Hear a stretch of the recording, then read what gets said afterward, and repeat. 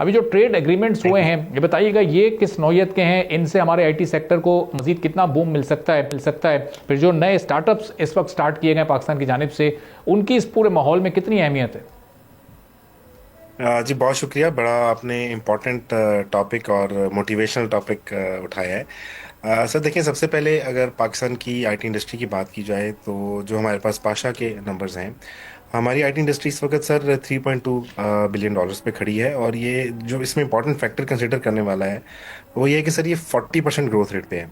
अगर आप देखें तो कोई भी सेक्टर पाकिस्तान में इस वक्त इतनी रैपिड ग्रोथ के ऊपर नहीं है। इतनी 40% ग्रोथ बड़े कम बिजनेस सेक्टर्स में होती है। और ये सारी आपको पता है, हमारी जो आईटी इंडस्ट्री का जो जितनी भी ग्रोथ है, जितना भी सेक्टर, जो भी रेवेन्यूज है, ये सारा आईटी एक्सपोर्ट है।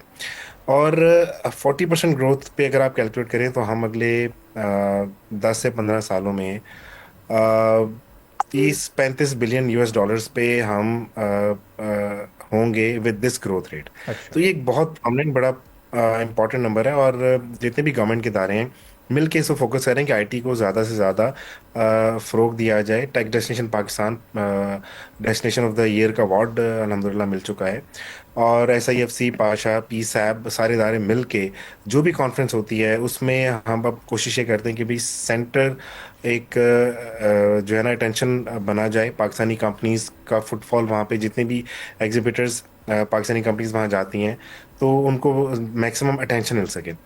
और अभी जो एग्रीमेंट्स हुए हैं और अभी मजीद भी हो रहे हैं, लीप आपने देखा है कि पिछले 2-3 सालों में इसके लॉट ऑफ हाइप। जाइटेक्स के लेवल पे ये इवेंट 2-3 सालों में पहुंचा है। सऊदी गवर्नमेंट इटसेल्फ बड़ी फोकस कर रही है। और सऊदी डेलीगेट पाकिस्तान, नवंबर में Saudi delegate Pakistan, they they came to Pakistan. और इस्लामाबाद में उन्होंने जैसे कहते हैं ना, B2B मीटिंग्स की हम्म। पाकिस्तानी आईटी कंपनीज के साथ स्पेसिफिकली, कि भी क्या बायलेटरल ट्रेड्स क्या हो सकते हैं। और दोनों ममालिक मिल के स्पेशली अपने से वहाँ सऊदी में क्या सर्विसेज हैं जो पाकिस्तानी कंपनीज वहाँ पे प्रोवाइड कर सकती हैं और ग्रोथ कर सकती हैं। और इसमें डेफिनेटली जो आपने बात की, स्पेशल डेस्क बनाया गया पाकिस्तानी कंपनीज के लिए।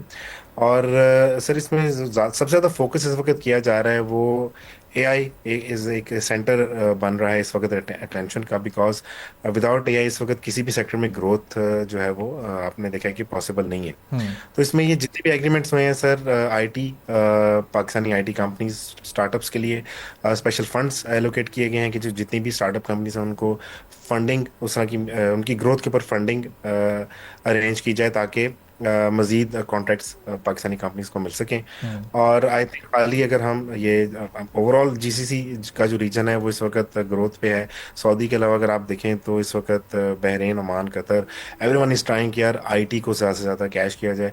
और पाकिस्तान के अगर सर इसके अलावा नंबर्स अगर हम 3.2 बिलियन डॉलर पे हैं, अगले एक साल में हम 5 बिलियन डॉलर पे इंशाल्लाह डेफिनेटली खड़े होंगे। और जो इम्पोर्टेंट इसमें फैक्टर है सर, देखें कि हमारी जो मैन पावर है वो एक बड़ा इंपॉर्टेंट फैक्टर है।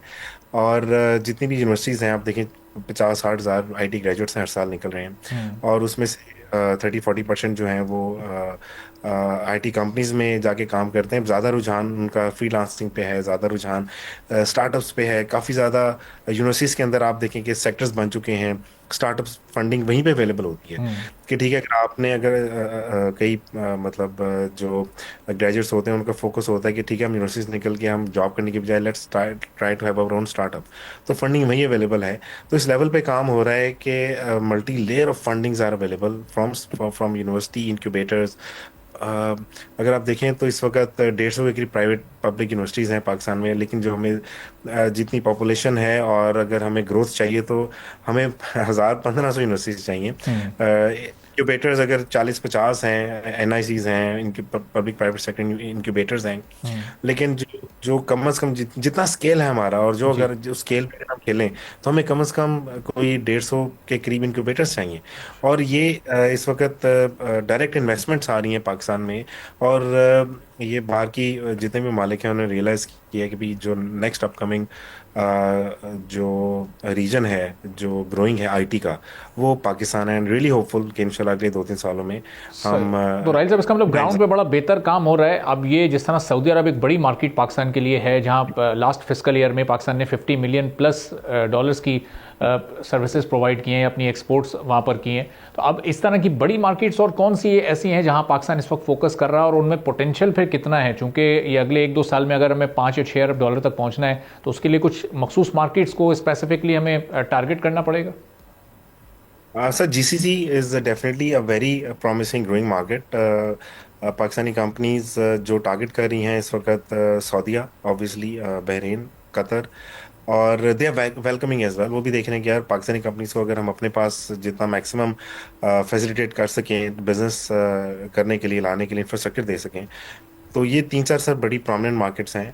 तो इसी में ग्रोथ अगर आप देखें तो जितनी बड़ी कंपनीज ने पाकिस्तान में पिछले 3-4 सालों में जो इसके रैपिड ग्रोथ की है, तो देखिए नॉर्थ, बिगेस्ट मार्केट दुनिया में तो north he, America is like number 1 market, लेकिन वहाँ पेनिट्रेशन, मतलब पाकिस्तानी कंपनीज को वहाँ जाके ज़्यादा से ज़्यादा बिजनेस उठाने में काफ़ी हर्डल्स, काफ़ी प्रॉब्लम्स फेस होती हैं।